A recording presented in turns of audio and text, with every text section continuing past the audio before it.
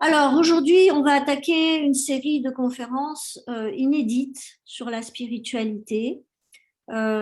Inédite parce que c'est un sujet qui est souvent évoqué de façon indirecte, mais jamais de front. Je pense que l'année et demie et les 2 années qu'on vient de vivre sont une bonne raison de finalement s'y coller.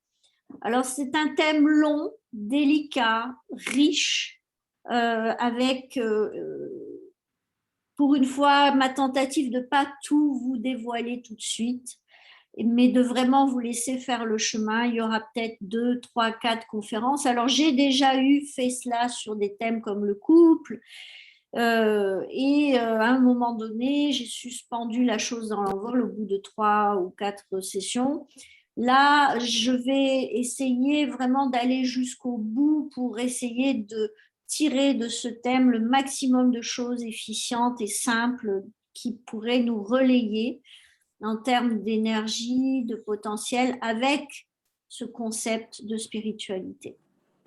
Alors tout d'abord, qu'est-ce qui a légitimé, donné envie à une coach de parler de cela? Ben déjà parce que c'est vrai que les mentors avec lesquels j'ai travaillé baignent dans ces concepts qu'on va découvrir au travers de la spiritualité, au travers de ce chemin, de ce travail et de ces découvertes.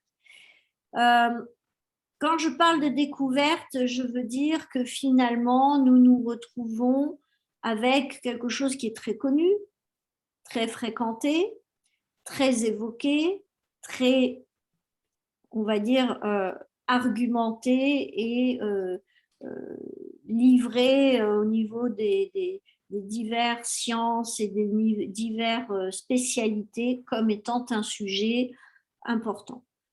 Il y a un événement, c'est que dans une conversation avec mon époux, on a parlé d'une nouvelle enquête mondiale qui personnellement m'a touchée puisqu'elle illustre toute la profondeur de l'anxiété que ressentent beaucoup de jeunes. Ça s'est joué sur une dizaine de pays et ils ont fait une étude euh, en relation avec les jeunes et le changement climatique. Alors, c'est intéressant parce que nous, adultes, nous traversons cette donnée avec nos habitudes subconscientes de faire front, de traiter, de parler et puis de stocker latéralement parce qu'on sait que voilà, on peut s'y atteler différemment ou pas. Mais quand on s'adresse à une population entre, je crois, 15 et 26 ans, ou 16 et 24 ans, je peux me tromper sur les âges, mais c'est à peu près cela. On s'est rendu compte que 60% des jeunes interrogés ont déclaré se sentir très inquiets et extrêmement inquiets. Donc, ce sont déjà deux données, l'inquiétude, qui fait qu'ils sont en permanence défiés, challengés par des peurs et finalement, ils n'arrivent pas à se projeter dans une projection positive. Plus de 45% de ces personnes qui ont été interrogées finement ont déclaré que leurs sentiments en relation avec le sujet et le thème du climat affectaient leur vie quotidienne. Ça veut dire que dans leur vie quotidienne, de la complication ou en tout cas de la transformation motivée par de la peur vient les impacter, les affecter. Ensuite, les 3 quarts d'entre eux ont déclaré que leur avenir leur semblait effrayant. Que c'est quand même important. Plus de la moitié, c'est-à-dire 56% de ces jeunes disent que l'humanité est condamnée. 2 tiers ont déclaré se sentir tristes, effrayés, anxieux. Beaucoup, énormément parmi ce groupe-là ont ressenti de la peur, d'autres de la colère, d'autres de la peur et de la colère, du désespoir, du chagrin, de la honte, ainsi que de l'espoir. cette donnée est intéressante, c'est que dans un cycle gravitationnel, c'est-à-dire de révolution sur soi-même, un peu comme un chien qui tourne, vous savez, pour pouvoir s'attraper la queue, à un moment dans ce cycle, son attention peut se porter sur quelque chose qui passe et qui le sort de son obsession et de son hyperfocalisation. L'humain fonctionne aussi comme cela. Il va y avoir quelque chose qui est de l'ordre de l'espoir, de la lumière qui vient sortir de ce cycle, mais la puissance du cycle étant tellement importante qu'on y retourne. Et il y a un jeune de 16 ans qui a déclaré: c'est différent pour les jeunes, pour nous, la destruction de la planète est personnelle.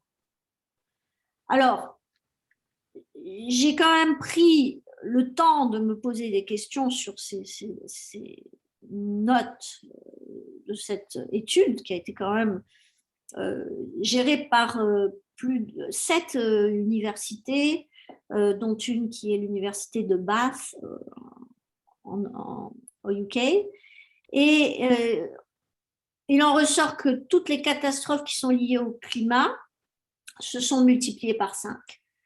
Donc, ça veut dire qu'il y a une pression, une inquiétude avec le sentiment d'impuissance qui est plus importante, que ce sont des circonstances, bien entendu, extérieures à la vie des gens, et que, bien entendu, des sommets sur la planète, etc., sont des événements qui sont majeurs et qui sont importants et décisifs. Alors, c'est vrai que beaucoup des personnes interrogées ont dit qu'elles avaient la sensation de ne pas avoir d'avenir. C'est lourd quand même, hein.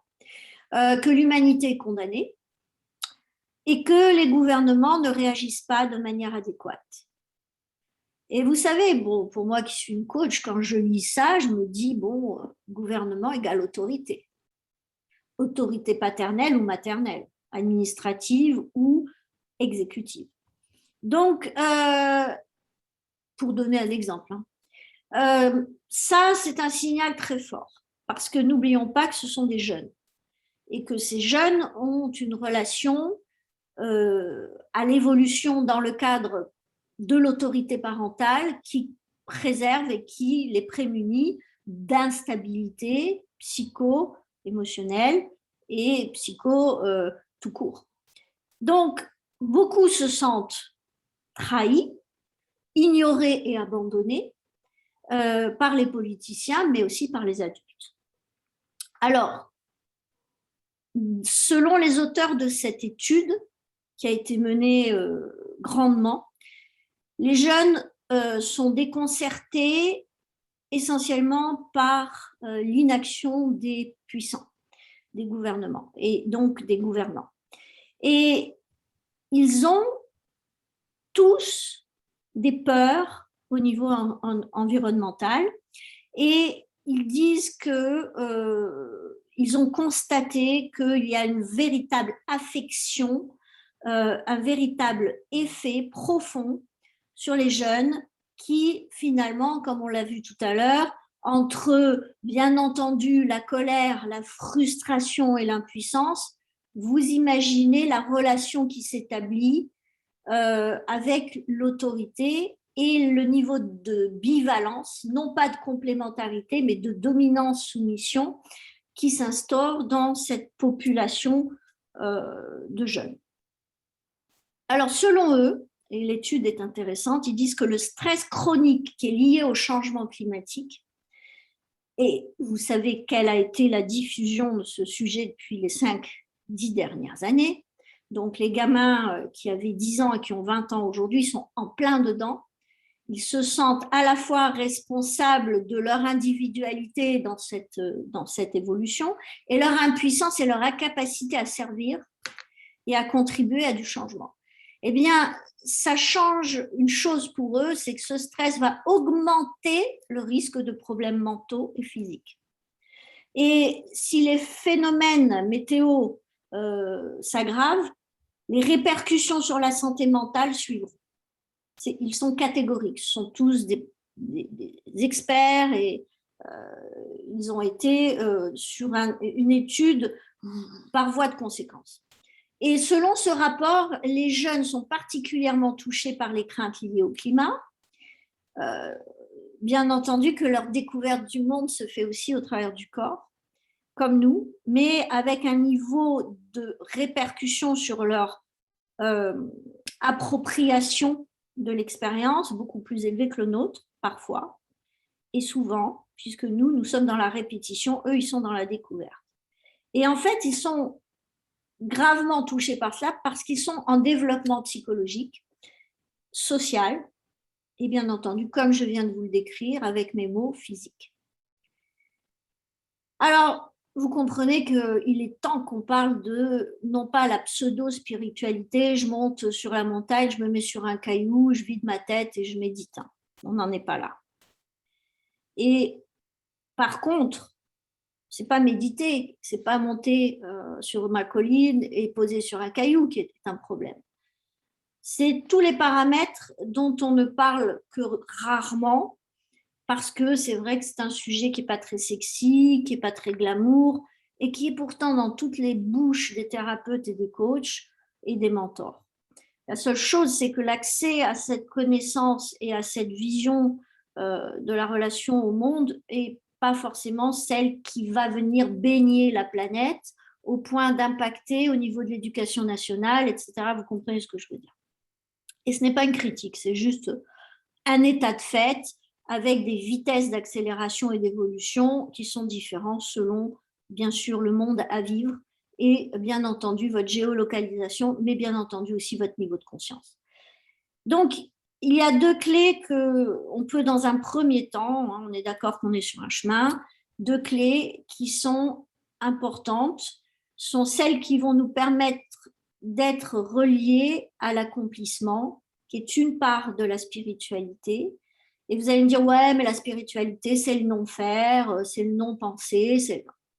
Oui, mais vous accomplirez différemment en passant par le non-faire et le non-parler et le non-évoqué, mais vous passerez aussi à un autre niveau d'accomplissement si vous évoquez ce que vous avez connecté en n'évoquant rien. Donc, il va falloir à un moment donné rendre à César ce qui est à César et parler d'évolution et de contribution, qui sont des données absolument importantes. Donc, il y a la spiritualité, il y a la pseudo-spiritualité, mais c'est quoi la spiritualité? D'abord, il faut comprendre l'importance pour l'humain de dépasser quoi? De dépasser ce qu'il est dans le moment présent et de dépasser ses expériences dans le passé pour pouvoir éviter ce phénomène du chien qui se mord la queue, comme je l'évoquais tout à l'heure, et de finalement accueillir une fois pour toutes la notion d'évolution. On a une planète qui veut toujours, quand je dis planète, je parle de la population, qui veut toujours atterrir dans le couple avec une maison, des enfants et des vacances. Ça, c'est les skis et les après-ski dépendent des moyens du couple ou de la personne qui évoque cela. Et il va falloir distiller quelques gouttes d'évolution là-dedans, d'évolution de perception et d'évolution de prévision, avec vacances, avec le couple, avec tout ce qu'on veut, mais d'y amener cette dimension d'évolution. Et bien entendu, là, le bas blesse parce que c'est très peu entendu, c'est la contribution. Et en termes de spiritualité, ce sont des paramètres qui sont complètement reliés au niveau de réussite parce que, en définitive, les gens oublient que pour aller vers l'accomplissement, qui est d'une certaine façon votre épanouissement dans la réussite, vous avez forcément dépassé des états admis comme étant des zones de confort et vous avez évolué finalement en évoluant, vous avez changé les choses pour vous mais aussi pour les autres. À partir de ce moment-là, vous avez provoqué malgré vous une contribution qui peut être directe mais qui peut être aussi indirecte. Et bien entendu que la réussite, c'est quoi? C'est un passage d'émotion à émotion Et notre système nerveux, il va avoir en définitive besoin d'expérimenter toutes ces émotions, mais pour avoir un sentiment d'accomplissement, la visée, c'est tout de même d'être dans la gratitude.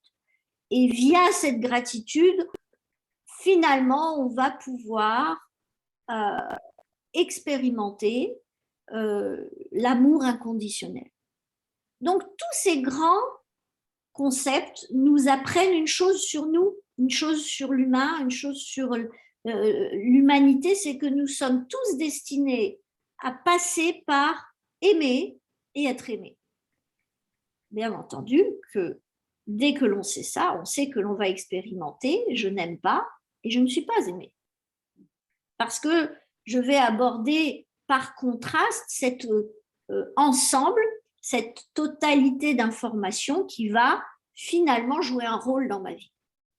Alors, cette spiritualité, c'est quoi? Ah ben, soyons triviales. Je me lève le matin, je fais ce que j'aime et j'aime ce que je fais. C'est déjà un premier point.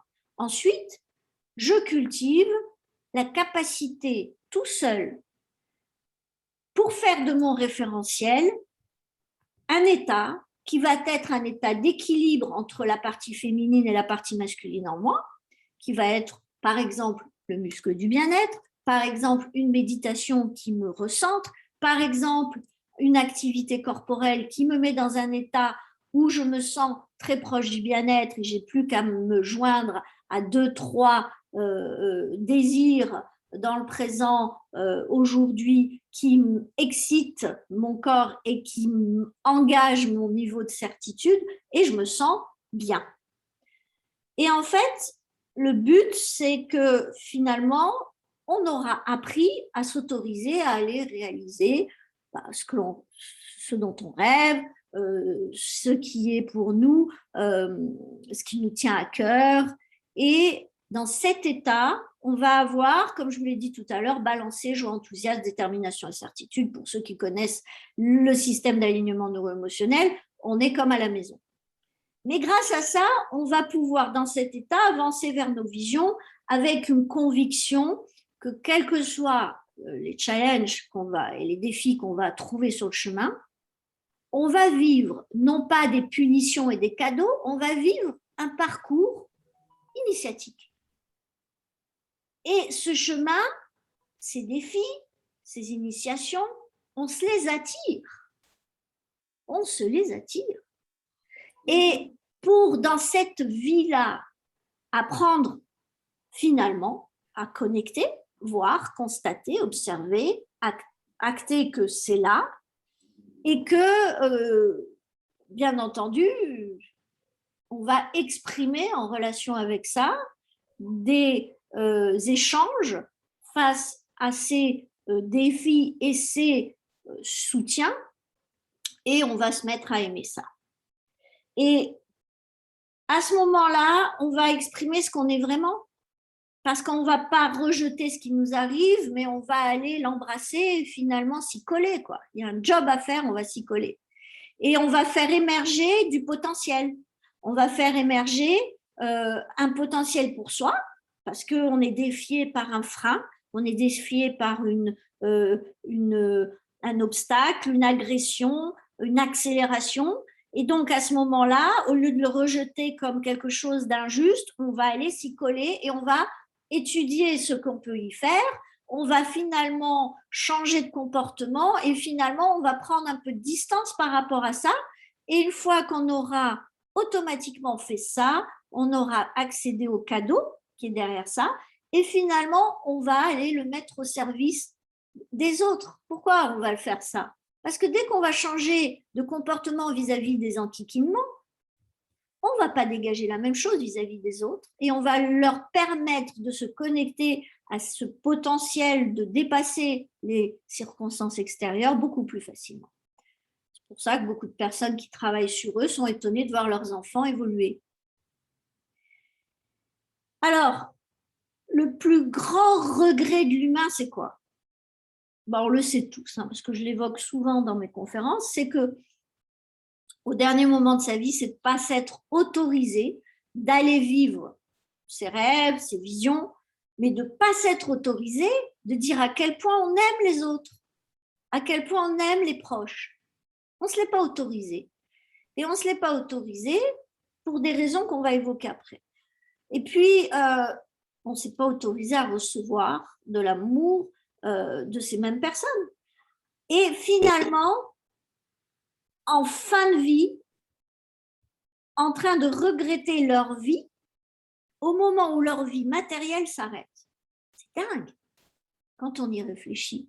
La vie matérielle étant leur création sous forme de matière avec leur énergie derrière, ils sont en train de regretter l'énergie qui a véhiculé et qui a exprimé la matière dans leur vie du couple, de la famille, du business, etc. Moi, si j'étais, allez, jouons les King Kong, une déité quelconque, je vous souhaiterais de devenir des êtres aimés, aimants, et qui finalement, à la fin de votre vie, seraient capables de se connecter au moment de partage, d'amour, de réussite, et qui finalement, en laissant leur abondance matérielle qu'ils ont créée, le laissent, mais en sachant que c'est au service d'autrui, au service et en contribution pour l'évolution de l'humanité, d'une façon ou d'une autre, que ce soit des textes, que ce soit des œuvres d'art, que ce soit des lieux de vie, que ce soit la capacité de laisser dans une maison des détails techniques qui vont servir peut-être d'activateur de créativité à un gamin qui va vivre dans cette maison. Tout est source d'évolution potentiellement. Et aujourd'hui, on sait, vous et moi, que nous sommes une suite d'expériences. Et nous sommes le résultat d'une suite d'expériences. Mais on est aussi le début d'une expérience. Vous êtes d'accord avec moi? On n'est pas qu'un référentiel au passé dans le présent, on est un référentiel dans le présent pour le futur. Et on est la suite de nos ancêtres, on est la suite de ce que nos ancêtres ont laissé. Nous, on est le début et le socle de ce que d'autres générations vont pouvoir créer sur cette base ou avec leurs apports uniquement, mais sur la base, je dirais, factuelle de ce que nous avons accompli.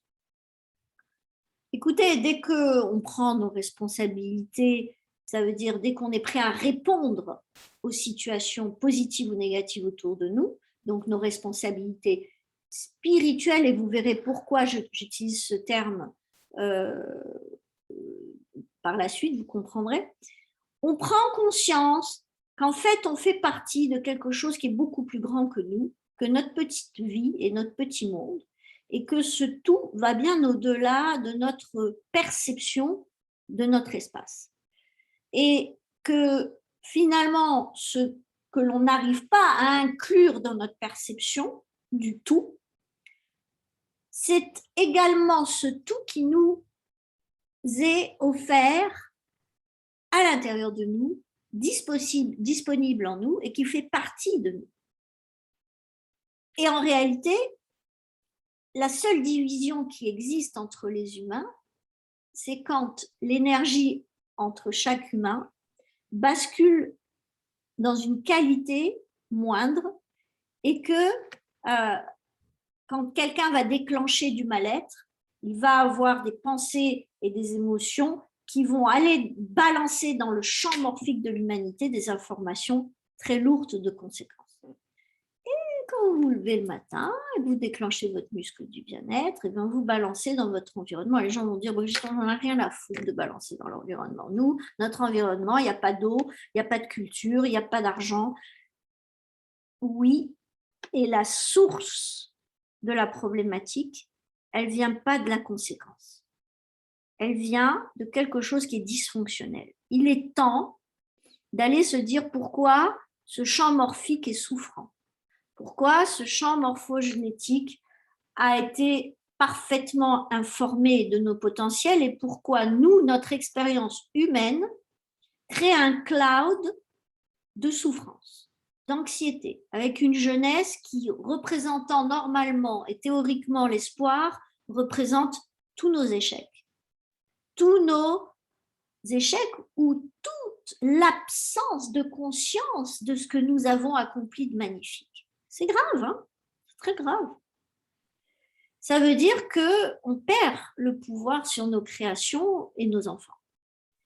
Et en fait,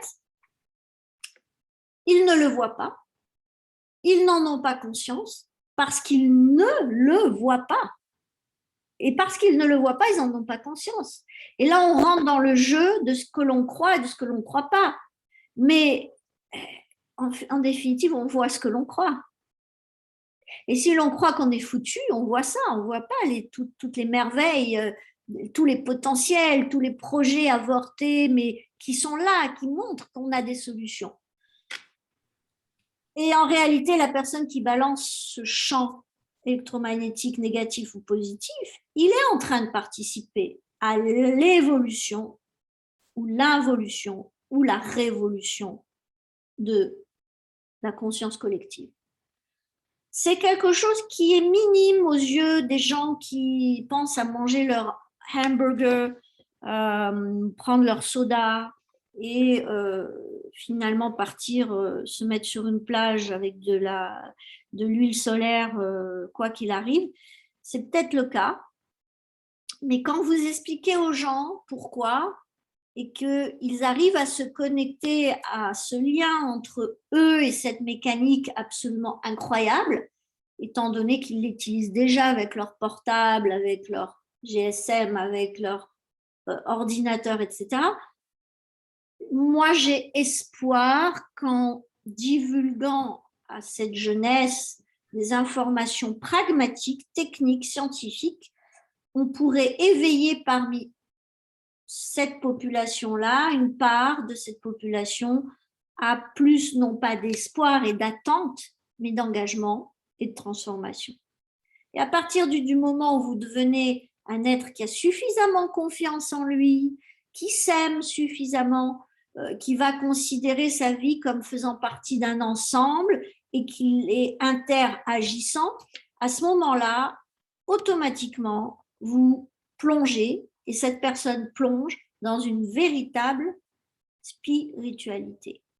On rentre dans un rituel avec soi qui a un niveau qualitatif nettement supérieur à celui de celui qui est en train d'attendre qu'un papa ou une maman vienne les aider à être heureux et d'être dépendant de cette autorité paternelle ou maternelle pour se sentir bien et en plein potentiel. Ça n'a rien à voir avec les religions, hein, attention. Hein. D'ailleurs, elles sont toutes potentiellement, elles ont toutes des séquences qui permettent, suivant les foi religieuses de l'une à l'autre, d'aller accéder à des séquences de partage, de gratitude, d'amour, toutes. Donc, ce n'est pas une question de religiosité, de culte ou de rituel, pas du tout. Mais c'est une question de relation à soi de façon rituelle, chronique et reliée à ce qui est au-delà de nous. Le partage, la gratitude, l'amour, mais connecté au moment présent. Et en fait, tout ça sont des câblages, et ça, vous le savez tous, puisque vous êtes tous dans ce groupe habitués à entendre cette sémantique et à en connaître ce qui se cache derrière, des câblages neurologiques, et chaque humain peut le créer de façon absolument autonome. Alors, je vous rassure tout de suite, hein, les conférences sur la spiritualité, ça ne va pas tourner autour de la méthode. Hein, parce que la méthode, c'est juste un petit noyau de cerise qui est jeté dans la terre et qui fait son chemin. Même s'il peut devenir un bel arbre, on s'en fout de ça. Ce n'est pas le propos, hein, qu'on soit très clair là-dessus. Mais le but, c'est de faire comprendre quand même que quand on voit comment est souffrante cette population, et vous savez qu'aujourd'hui, il y a un volcan qui s'est complètement réveillé dans des îles, les îles Canaries, on peut imaginer ce que c'est dans la réalité d'avoir peur. En tant qu'adulte, en tant que penseur, en tant que philosophe, en tant que thérapeute, on a peur, on a peur. À ce moment-là, cette relation à revenir à soi et à se dire, OK, je peux créer en moi un état serein et à ce moment-là, je vais voir qui a besoin d'aide, qui va pouvoir être disponible au moment où il y aura besoin de solidarité, on est serviable. On est déjà en train de évoluer d'un état de mal-être à un état de conscience, à un niveau de conscience et un niveau de potentiel pour soi, pour les autres. Et à ce moment-là, indépendamment de toute croyance autre que personnelle, religieuse, parentale, etc., on va pas pouvoir nous infuser, nous transfuser, pardon, on va pas pouvoir nous transfuser des valeurs qui sont pas les nôtres, puisqu'on sera en sérénité, on ne sera pas dans l'urgence, on n'aura pas besoin de voir quelqu'un, de nous dire ah, mais tu es magnifique si tu fais ça. Et parce qu'à ce moment-là, si ce que cette personne désigne de faire et à faire n'est pas dans vos valeurs et vous met en mal-être, vous n'êtes plus un être spirituel. Vous ne l'êtes plus. Et en réalité, c'est à vous de décider la forme de spiritualité que vous voulez adopter dans votre vie, dans votre quotidien, et au même degré que vous avez décidé de rentrer dans le groupe Libre Parole et tout, c'est vous qui décidez. Et c'est vous qui décidez votre présence, le rythme de votre présence, votre niveau de vous sentir nourri ou pas, etc. C'est pas moi qui viens vous dire, ah, moi je fais l'information, mais vous décidez. Eh bien, si on fait une synthétisation un petit peu simpliste, on est un peu dans cet espace-là pour être architecte de sa vie. Ça veut dire que, en ce qui concerne les émotions, les pensées et les visions, bien entendu, et notre état de bien-être, notre santé, dans notre santé, nos finances, dans notre activité, notre mission de vie, le couple, la famille, etc., c'est le même chemin. Parce que vous pouvez être un être spirituel en faisant cet effort parce qu'au début c'est un effort, c'est un travail de changer d'état du mal-être au bien-être, ok, mais surtout d'être présent. Alors, vous pouvez être présent avec votre famille, vous pouvez vous sentir bien avec eux, partager des choses, contribuer à leur évolution, et quand vous êtes avec vos amis, plus rien. Et là, celui-ci, il est comme si... Ben, finalement, ce que vous allez avoir, c'est que vous allez avoir des catégories de vie où vous allez être un être spirituel et des catégories de vie où vous allez être moins spirituel, voire pas du tout. Et est-ce que vous pourrez rester spirituel si vous avez cette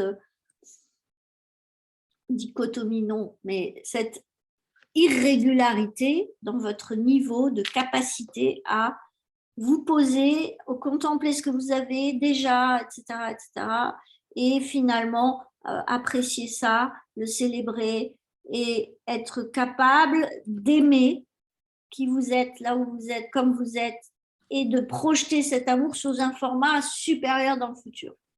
C'est ça la spiritualité. Et vous avez 8 terrains de jeu. Hein. Alors vous n'êtes pas coupés. Les uns s'infiltrent aux autres, les autres s'imprègnent des premiers, pardon. Donc, posez-vous cette question. Ce sera une piste pour vous intéressante parce que si vous êtes capable de le faire dans la famille, communauté, c'est-à-dire vous êtes capable de le faire dans les groupes de personnes avec qui peut-être vous avez certains problèmes. Mais en général, quand on a les circuits pour être un être spirituel dans le bien-être, prêt à partager, aimant, bienveillant, contribuant, on n'a pas de mal à le faire avec un groupe. On a plus de mal à le faire face à quelqu'un d'autre, une personne en binôme. Et là, il faut aller regarder qu'est-ce qu'on est dans le couple, est-ce qu'on est capable effectivement d'arriver à ça. Moi, j'ai du mal. Bon, j'ai du mal parce que dans le couple, je suis quelqu'un qui a de l'ego et qui a tendance à activer King Kong et qui veut toujours avoir raison. Je l'avoue, c'est mon point faible. Mais j'ai plus de facilité à le faire dans les couples sociaux que dans les couples affectifs. Et bien entendu, de ma responsabilité d'aller traiter les pourquoi ça bloque à ce niveau-là. Et il n'y a rien de pire que de confier son autorité, sa spiritualité, à quelque chose qui sera une autorité pour vous, que ce soit paternel ou maternel. Ça veut dire que si vous allez vous sentir bien parce que vous aurez fait plaisir à papa, vous risquez de vous sentir mal si ce que vous avez donné pour ça n'est pas aligné avec vos plus hautes valeurs. Et à ce moment-là, vous allez être polarisé sur ce que j'ai fait, c'est bien pour papa, mais c'est pas bien pour moi. Et là, à ce moment-là, vous allez automatiquement être quelqu'un qui est basé sur une illusion de perdre l'amour de papa. D'accord? Donc, je vais gagner l'amour de mon père, mais je perds du temps pour moi parce qu'au lieu de faire ce que j'aime faire, j'aurais fait ça pour lui. Donc c'est une fois de temps en temps, accidentellement, parce que vous n'étiez pas suffisamment conscient au niveau de au moment où vous avez donné votre accord ou votre réponse à cet événement, c'est pas grave, c'est pas dramatique. Mais bon, il faut quand même vous poser les bonnes questions. Et si c'est récurrent et chronique, vous n'êtes pas un être spirituel. Là, il faut vraiment que vous compreniez ça. Parce que si vous n'êtes pas en train de vous aimer, comment vous pouvez aimer la planète? Comment vous pouvez avoir confiance en vous pour aller aider, contribuer? Et finalement, quand vous êtes face à des illusions de perte et de gain, attention, hein, tout le monde passe par là, y compris votre coach. Il y a la dualité, matière, et bien entendu, son chaos. Et de l'autre côté, ordre, et bien entendu, lumière. Lumière, ordre, information, perfection de symétrie, alors qu'en bas, on est dans la matière, le chaos, l'asymétrie. Et c'est très intéressant parce que la plupart des guerres émergent de l'ignorance qu'ont les êtres humains par rapport à ce manque de tolérance les uns les autres, que cette ignorance va finalement empêcher d'être capable d'accueillir, de partager les avis, de co-créer une nouvelle stratégie pour passer au travers du mur. Ben non, avec les uns et les autres, on se tape dessus, c'est mieux. Parce que là, on affirme. Et est-ce qu'on grandit? Est-ce qu'on évolue? Ouais, bien sûr, on crée des armes, ok. Des pesticides, des gaz, ok. Oui, des industries, ok. En définitive, ce sont ou pas, étant donné que la vie amplifie ce que l'on est déjà, des créations qui sont serviables et spirituelles? Ou est-ce qu'on a fait et créé un système de vie et un système et un mode de vie social qui amplifie ce que nous étions égoïquement à ce moment-là? Ben oui, on voit bien, on arrive à un fin de cycle là, au niveau économique, au niveau financier, au niveau sociétal, au niveau gouvernemental, au niveau industriel, à tous les niveaux. Et à nous de nous lever le matin en nous connectant au moment présent, de choisir notre case spirituelle du jour. Avec le muscle du bien-être, c'est facile de se lever en étant dans la joie, l'enthousiasme, la certitude, la détermination, parce que pour les personnes qui assistent ici, c'est quelque chose qui est connu, entendu. Et finalement, si vous êtes capable de désirer ce que vous avez déjà dans votre vie et de mettre votre attention sur ce qui fonctionne dans votre vie, ben voilà, vous y êtes. Et bien entendu, vous dépassez sur la base de ça, vous y êtes parce que vous avez votre potentiel de dépassement, n'est-ce pas? Et à ce moment-là, pour ce qui est désiré, bien sûr, par vous, et pourquoi? Ben pour aller briller, pour vous. Vous aimez plus. Pourquoi vous aimez plus? Ben pour aller augmenter cette estime que vous avez, parce qu'une fois que vous vous aimez, vous allez aimer les autres à un niveau supérieur. Arrêtez de rêver. C'est pas assis sur un caillou avec des bleus aux fesses et en méditant 40 heures par jour. C'est pas vrai. C'est pas vrai. Oui, vous allez acquérir certaines facilités à vous extraire et à vous recentrer, etc. Mais si derrière ça, confronté à la dualité de la matière, vous n'arrivez pas à rester dans un niveau de conscience et dans un état de bien-être suffisant, vous avez un problème. Et là, dans cette matière, vous pouvez travailler pour créer de l'abondance et le mettre au service des autres. avec à chaque fois un peu plus d'amour pour vous et ce que vous êtes capable de partager avec les autres. Alors, bon, vous le savez, il y a des outils très puissants pour ça, pour maintenir le pourquoi, avec une prévision vers le futur en direction de quoi je désire, avec des paliers où je vais transformer ça, le temps que je vais donner, ou tiens, je vais transformer ça, c'est-à-dire je vais transformer la façon de l'exprimer, ou alors combien de moyens je vais mettre dessus, l'énergie argent que je vais poser dessus en direction de ce que vous voulez. On le sait que ça existe, ces outils.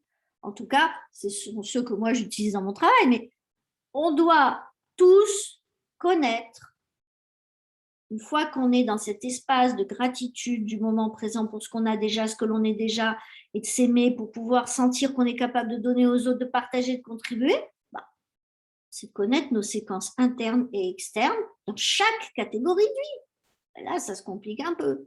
Mais une fois que vous l'avez fait dans l'une, votre corps ayant attesté, c'est-à-dire votre subconscient ayant associé bénéfice à ça, bah, ça va être beaucoup plus simple.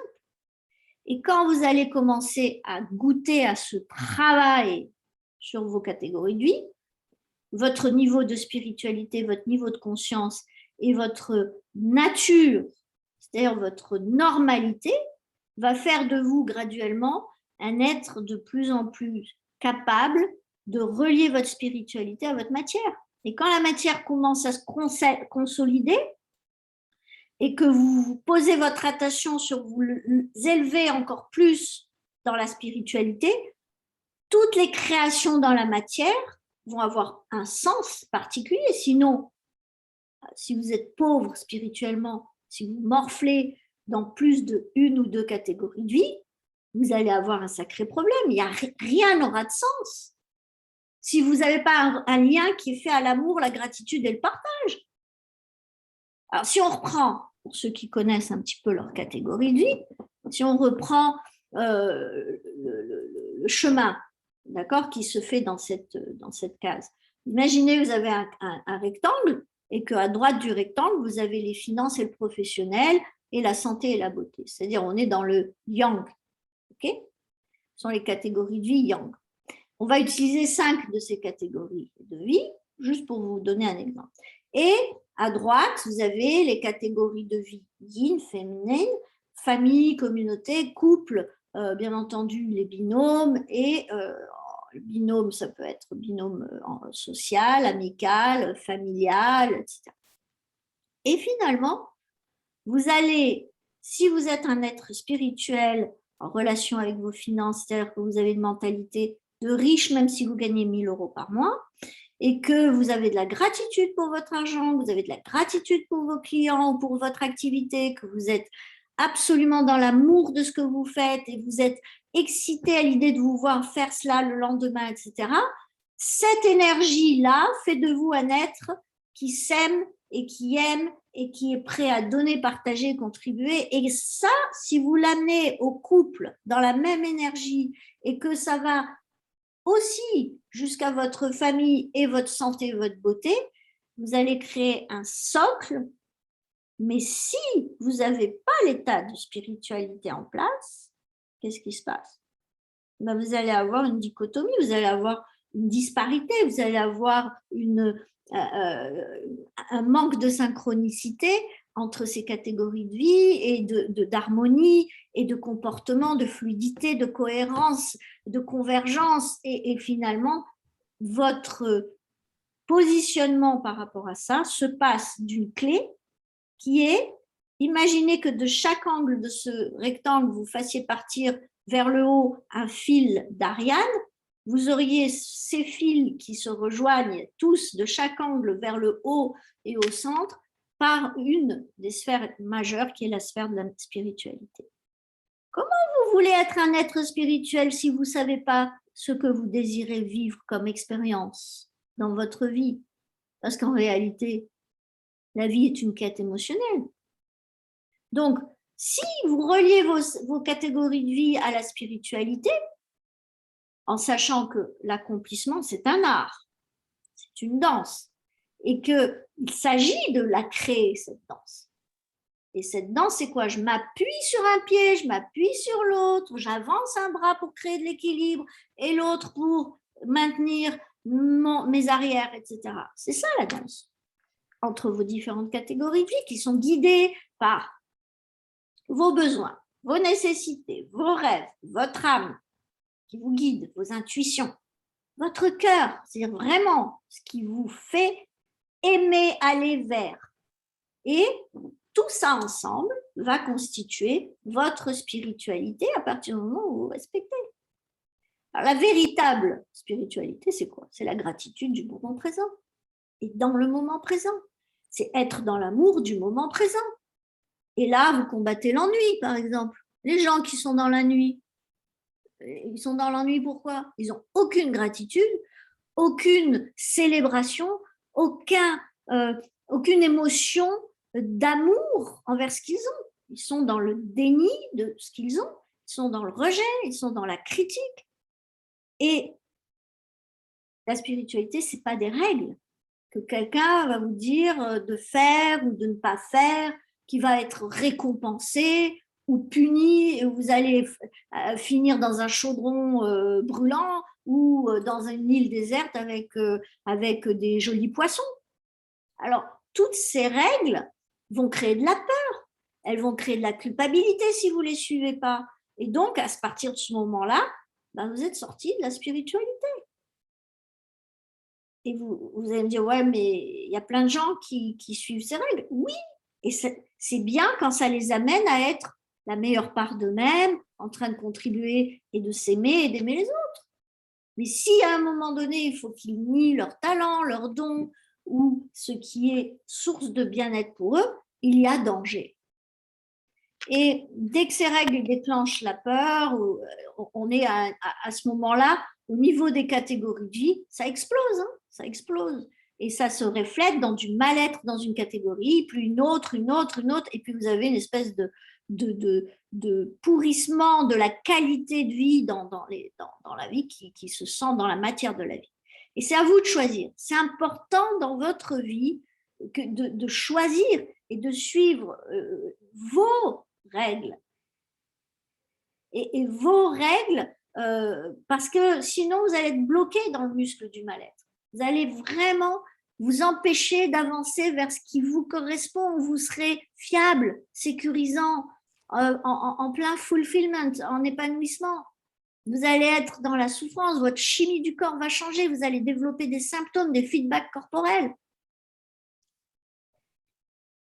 Ou alors, la règle, c'est de se lever le matin, de se sentir bien, indépendamment des circonstances extérieures, d'être capable de se recentrer et de voir comment je peux être optimum, comment je peux dépasser ça pour moi et les gens que j'aime, ressentir de la gratitude pour cet événement qui vient foutre la pagaille dans ma vie et m'obliger de voir où je suis fragile, et les forces que je n'ai plus, que je croyais avoir, mais qui sont un fantasme, et finalement de désirer avancer vers une quête émotionnelle. Oui, Shakti, viens, Shakti, viens. Excusez-moi, je vais couper le micro. Oh, pardon. Pardon. Et donc, c'est vraiment très important pour vous de comprendre que dans l'amour de ce que l'on a, désirer avancer avec une quête émotionnelle qui va finalement vous permettre à chaque fois d'expérimenter de l'amour et de la gratitude avec vous et avec les autres, mais à un niveau différent, de nature différente. Et donc, vous allez vous nourrir. Vous allez devenir un être abondant. Demandez-vous à quoi ma vie ressemblerait si le matin, j'étais dans le bien-être absolu, d'accord?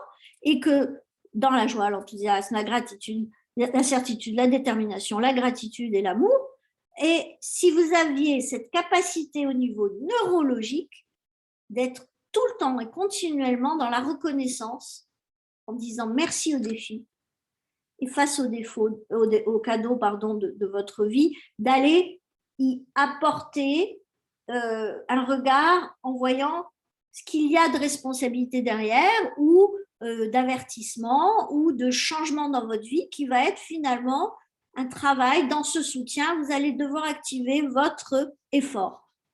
À partir de ce moment-là, il va y avoir quelque chose qui change. Et là, vous devenez un être en plein potentiel. Et derrière chaque challenge, vous allez trouver un cadeau caché et vous allez vous attirer des personnes et des circonstances et des situations qui vont vous ramener dans votre axe au lieu de vous en sortir. Et si vous vous exagérez dans la vie va venir vous mettre des claques, comme dit Mani et Sam, pour vous ramener au point zéro, au point neutre, au milieu, face à vos désirs, rêves qui vous tiennent à cœur. Et si vous vous minimisez, la vie va venir vous soutenir et vous revenir pour vous remettre au point zéro, plein potentiel. Regarde ce que tu peux accomplir. Arrête de te plaindre, arrête de te laisser manipuler. En prenant, en donnant vous une réponse à cette vision de l'axe en face de vous.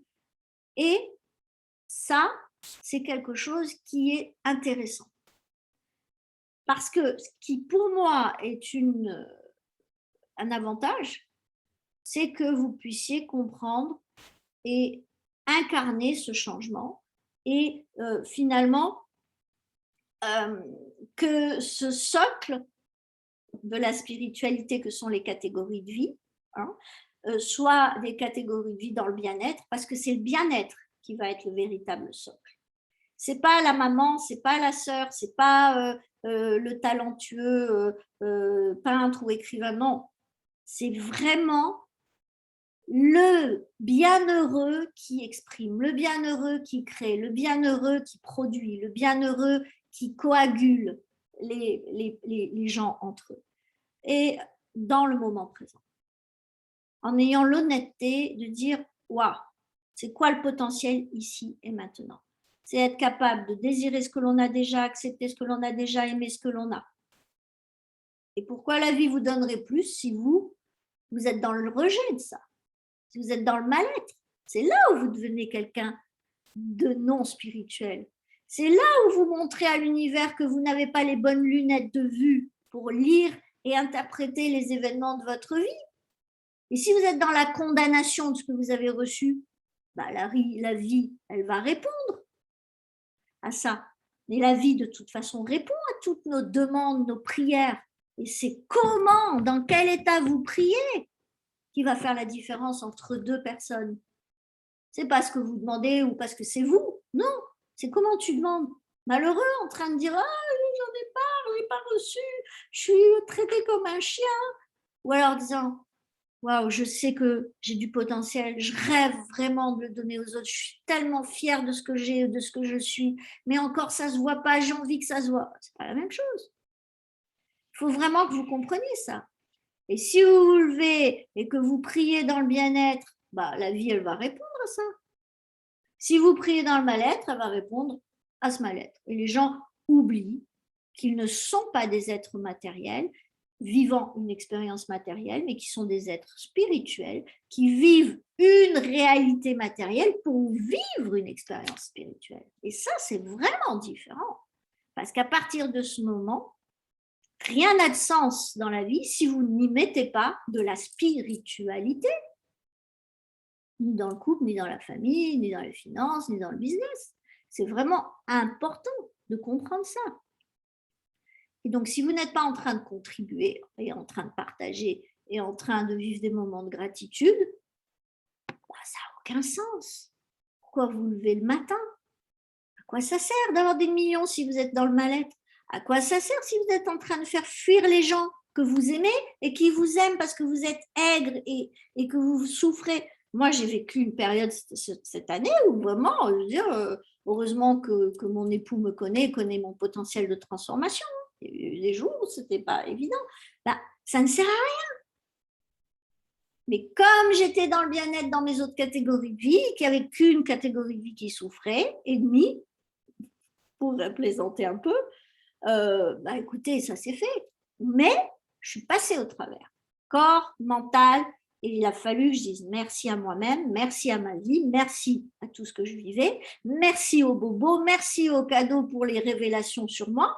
Et là, à ce moment-là, bien sûr, sinon, à quoi ça sert d'avoir travaillé X années et de se sentir psychiquement et émotionnellement à la renverse? Vous comprenez ce que je veux dire?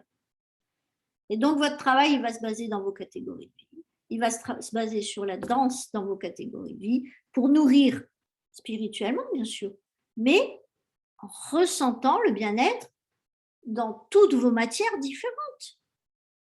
Et là, vous pourrez commencer à voir que votre santé, c'est le socle de votre spiritualité. Parce que si vous avez des bobos et des maladies, vous allez avoir beaucoup de mal à revenir à un référentiel de bien-être.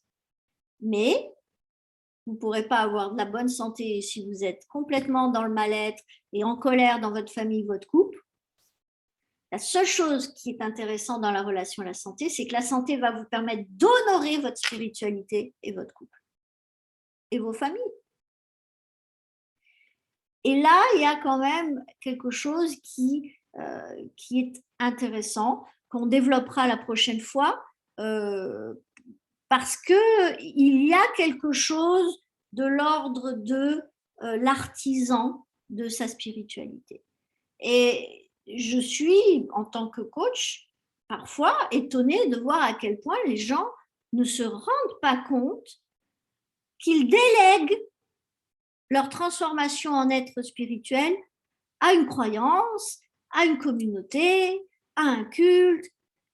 Et je répète, on peut être un être de façon quantique et de façon énergétique et de façon complètement intellectuelle, spirituelle, et avoir un culte, des rituels, etc. Ça n'a rien à voir. Et au contraire, je dirais que vous allez avoir une relation à votre nature qui, quand je dis nature, c'est-à-dire votre référentiel communautaire, qui va être complètement différente au niveau qualitatif. Et donc, ce sera d'autant plus serviable pour vous et pour les autres. Donc, je pense que ce premier pas en relation avec la spiritualité est absolument important. Vous êtes là pour vivre une expérience spirituelle en traversant la matière, en étant un être spirituel pour connecter, exprimer et aimer ce que vous n'avez pas encore connecté, exprimé et aimé dans cette vie, et ou dans d'autres vies si vous y croyez. Et ça, je prends Dixit, la parole de Magnier Sam, on ne sait pas. On a des indications, on a des recherches, aujourd'hui, on ne sait pas.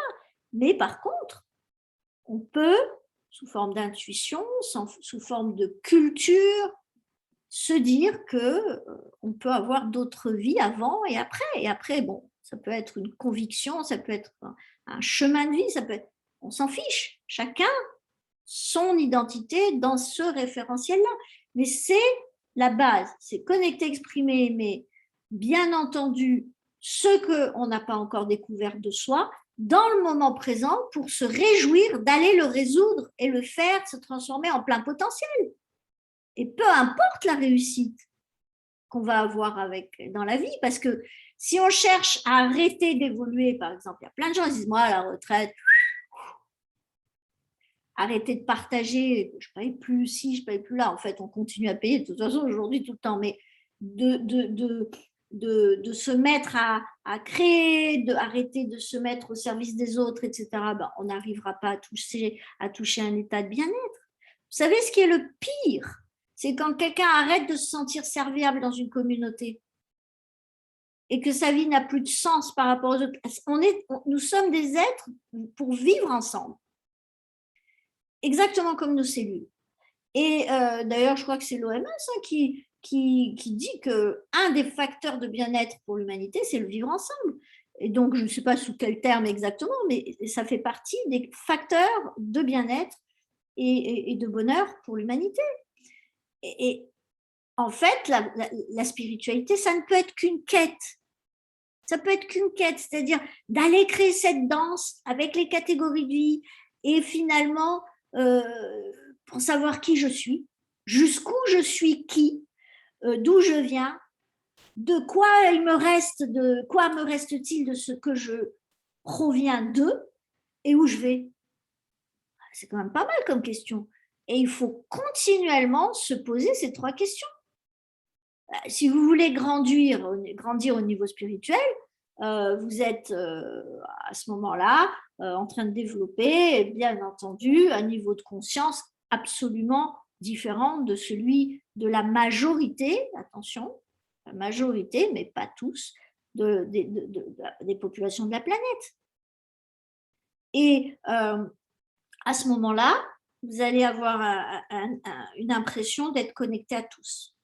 Et à ce moment-là, vous allez vous sentir comme pas responsable, mais relié en imbrication, interaction ou implication avec les autres humains et les autres univers que le vôtre, et donc l'univers dans sa globalité. Et ça, c'est vraiment le muscle du bien-être. Là, vous êtes bien. Et plus vous allez développer ça dans votre vie, plus vous allez être connecté au moment présent, dans la gratitude, dans l'amour, dans le partage, dans la créativité à partager. Et finalement, vous allez vous retrouver à créer une certaine abondance de façon unique pour chacun, dans les catégories de vie, et même dans la beauté. Vous pouvez avoir une vision, une mission sur cet espace-là d'esthète. Et plus je suis un artiste au service de la vie et de l'humanité, ça va forcément que vous pouvez avoir spirituellement un rôle à jouer. Et là, à ce moment-là, vous vous sentez 24 heures sur 24 être complètement accompagné, entouré d'amour, d'opportunités, de lumière. Mais c'est à vous d'ouvrir la porte, c'est à vous de lancer le moteur, c'est à vous de vous autoriser cette abondance. Pas d'aller dire pourquoi moi pas. Non, c'est d'aller vous mettre, vous, dans cet espace de l'abondance pour télécharger, le manifester, le mettre au service des autres. Et c'est vrai que à ce moment-là, vous avez une boucle entre la spiritualité qui irradie sur vos 5 catégories de vie, finance, pro, santé, famille, couple, ok, et qui vient finalement créer cette danse parce que d'en haut, vous avez pris la décision de vous honorer, de vous aimer, de vous mettre dans le bien-être pour aller interagir dans cet espace en tant que personne, avec vos communautés, avec vos dons et vos talents pour contribuer. Et prendre la responsabilité de cette évolution-là, eh ben, c'est l'évolution, c'est la contribution, c'est le partage. Et vous devez vous concentrer sur votre montagne à vous. Parce que la montagne, elle ne va pas se gravir comme ça. Vous allez passer par des moments de confort, d'inconfort, certitude, incertitude, plaisir, souffrance, ok. Et finalement, vous allez faire un effort avec une valeur spirituelle qui va augmenter parce que finalement, vous allez vous mettre à aimer les bobos et vous allez vous mettre à être très conscient des cadeaux que vous recevez. Et finalement, vous allez avoir une valeur spirituelle élevée, mais vous allez avoir une valeur matérielle qui va aussi s'élever. Et une montagne, c'est avoir du plaisir et de l'inconfort. Et quand notre système nerveux prend conscience qu'on aime ce que l'on fait et qu'on fait ce que l'on aime, ben, finalement, c'est un jeu spirituel. Et l'inconfort, c'est juste un jeu spirituel dans cette danse. C'est juste un moment de prise de conscience, un moment de transformation, un moment de décision, un moment de choix. Ce n'est pas de la douleur. Et à ce moment-là, si vous avez tout compris, c'est que le lien entre la matière et la spiritualité, c'est dans quel état je vais vivre ma vie terrestre en relation avec mes pensées et mes émotions et les événements extérieurs liés à moi et liés au tout auquel je suis reliée, mais qui est relié à moi parce que je suis moi-même un ensemble parfait, et qu'au lieu de cracher sur tout ce qui se passe dans cette équation gigantesque, eh bien finalement, je vais lâcher la dualité de perte et de gain, et je vais comprendre qu'il n'y a pas de plaisir sans souffrance, c'est-à-dire sans effort, sans transformation, sans adaptation. Je prends toujours l'exemple du petit labrador qui débarque chez vous. Et de souffrance sans plaisir, de s'être dépassé, d'avoir réussi, d'être fier de soi. Et à ce moment-là, vous aurez toujours les deux, plaisir, souffrance, confort, inconfort. Et à ce moment-là, vous serez architecte de votre vie parce que vous allez finalement décider quelle montagne vous allez gravir et personne ne va venir vous dire c'est ça que tu dois faire parce qu'en fait là-dedans, les émotions que vous avez envie de traverser, c'est vous qui les connaissez, personne d'autre. Et avec une intelligence, une sagesse, une conscience pour accepter les plus, les moins, plaisir, souffrance, certitude, incertitude, confort, inconfort sur cette dite montagne. Et c'est vous qui allez choisir la forme de plaisir et souffrance que vous voulez vivre. C'est vous qui allez mettre la dose de temps, les délais, les dates. Personne d'autre. Pas toujours. Mais c'est vous qui allez accepter d'aller dans cette direction ou accepter de passer par un autre chemin. Et alors, la vie devient un jeu spirituel et sinon, c'est douloureux.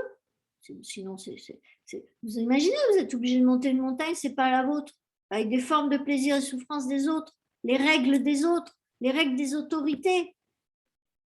Alors vous allez me dire, oui, mais il y en a des règles. Oui, mais là, c'est différent. On est sur des règles de fonctionnement sur une planète, sinon on est éradiqué. Donc, il y a aussi des cohérences et des niveaux, des hiérarchies de tolérance sur lesquelles il faut juste savoir si on s'aime en acceptant ça. Sinon, on va sur Mars, par exemple. Et si vous n'avez pas sur des choses qui dépendent de vous et dont dépend votre bien-être, mis la main sur les rênes, vous allez devenir victime de votre vie. Et si vous devenez victime au lieu d'être un co-créateur, un co-architecte de la vie, avec les lois universelles, avec les lois de l'univers, vous ne pourrez pas manifester quoi que ce soit qui vous rendra plus heureux. Vous ne pourrez pas vous élever spirituellement. Et si le système nerveux n'est pas en alpha et qu'il est dans l'illusion de perte et de gain, si vous êtes en oscillation permanente entre la partie que vous aimez en vous et la partie que vous n'aimez pas de vous, que vous détestez, qu'est-ce qui va se passer? Vous allez être dans le mal-être et vous allez là absolument saboter, détruire et finalement donner des exemples et créer une éducation par voie de conséquence qui n'est pas du tout celle pour laquelle vous êtes destiné en contribution. Alors choisissez votre référentiel. Voilà, chaque montagne va vous demander du temps, d'énergie, pensée, argent, ça vous le savez, ça va vous sortir de votre zone de confort, mais ça fait partie du deal avec la vie et la croissance. Et que être un être spirituel, c'est célébrer ça. C'est Yahoo, waouh, comment je vais faire? Prendre du recul. Et là, on en parlera les autres fois. La prochaine fois, on abordera des séquences importantes.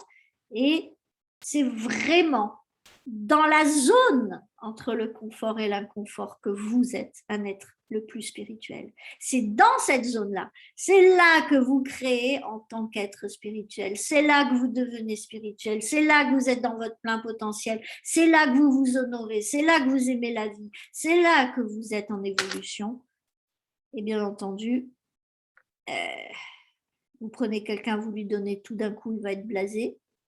Vous prenez quelqu'un, vous lui mettez que des défis, son système nerveux ne va pas pouvoir gérer ça, ça va péter. Il faut être dans l'harmonie et donc danser avec les circonstances de votre vie, parce qu'à ce moment-là, vous allez avoir un rythme frein-accélérateur qui va se mettre en place dans vos catégories de vie et vous allez freiner là où il faut, accélérer là où il faut, d'accord? Et c'est le chemin dans cette direction pour créer cette danse, ce tempo, cette salsa, ce rock, ce que vous voulez, quelle que soit la danse associée à votre vie, qui va faire de vous un être spirituel. C'est vraiment important que vous compreniez ça. Et vous serez amené dans cette accueil et dans cet embrassement des polarités capable finalement de vous assouplir et de transformer facilement et de plus en plus facilement avec beaucoup moins de matière nécessaire et beaucoup plus d'énergie à votre disposition. Et là, vous êtes un être de lumière et vous devenez plus énergie que matière. Et c'est tout ce que je peux vous souhaiter. Merci de votre présence ce soir. Je vous souhaite de ne jamais oublier que votre première œuvre, c'est vous, en interne, avec des séquences internes, en externe avec des séquences externes. Mais vous n'êtes pas seul. Vous êtes entouré de mouvements, de rythmes, de fréquences. Les rejeter, c'est vous rejeter une part de vous qui pourrait dépasser cela et faire de vous un être exceptionnel. Je vous remercie et passez une belle soirée.